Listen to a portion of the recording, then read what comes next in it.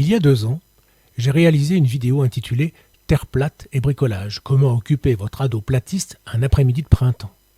J'avais réalisé un montage incroyablement sophistiqué à base de carton et de scotch, mais à l'époque, Marc Jacquier avait écrit dans les commentaires « Joli, mais il y a encore plus simple, un sténopé avec un tube ». Or, comment mieux occuper ce temps de confinement qu'en bricolant? Oui, mais quelqu'un y a pensé avant moi. Herman quelque chose. Non, pas celui-là. Tu dis que le monde est plat, mais tu n'expérimentes même pas. Herman est un petit nouveau chez les globistes. Attention, j'ai dit nouveau parce que sa première vidéo date d'1 an, mais quand on voit le travail fourni depuis, on peut le considérer comme un globiste accompli, qui a beaucoup donné de sa personne. Aussi, aujourd'hui, je vais vous passer un extrait de sa dernière vidéo, Tuto pour platistes. De quoi allons-nous avoir besoin? Un tube opaque, ou une boîte en carton, ça peut faire l'affaire. Du papier, si possible millimétré. Idéalement un trépied.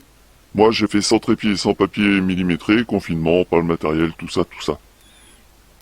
Un bouchon opaque dans lequel nous ferons un petit trou. Un bouchon découpé pour y fixer notre papier millimétré. Un appareil photo pour pouvoir comparer les prises de vue.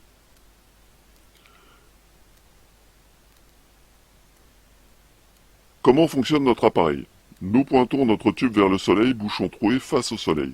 Papier millimétré face à nous. La lumière entre dans notre chambre noire en passant par le trou et elle vient éclairer notre papier millimétré au fond du tube. Et voilà ce que ça donne. Maintenant, voici l'image de ma prise de vue du matin.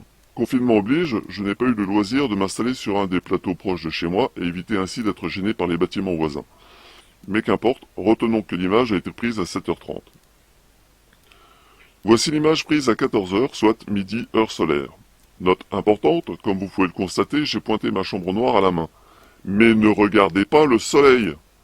Pour bien pointer, j'ai fixé l'ombre au sol en essayant de faire en sorte que l'ombre de mon tube ne fasse plus qu'un cercle. L'idéal étant bien entendu de fixer la chambre noire sur un trépied. Le résultat est un peu crapoteux, non? Alors Herman, je vais te montrer comment on fait de la vraie science globiste. Ton expérience, je l'ai améliorée. Regarde un peu le bon montage. J'ai mis mon tube sur une vieille monture de télescope, utilisé du papier alu pour une meilleure opacité, et mis un pare-soleil à l'avant comme à l'arrière. Je n'avais pas non plus de papier millimétré, alors j'en ai imprimé, même si les carreaux font en fait 2 cm de côté. Le résultat est à la hauteur. Jeudi soir, à 19h52, peu avant le coucher du soleil. Le soleil occupe un carreau. Samedi matin, à 8h26, oui, il pleuvait vendredi, et samedi, à 14h05. Et que disent les platistes de ce genre d'observation? Pardon? It doesn't, no, but the creator can do anything he likes with the sun. Bref, la question que vous vous posez tous est bien sûr, pourquoi une telle différence entre Herman et moi?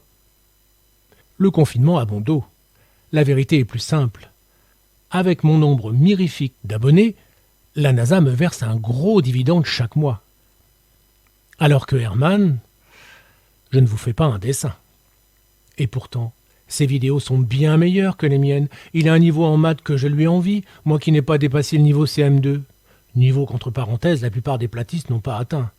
Ou alors ils étaient très dissipés.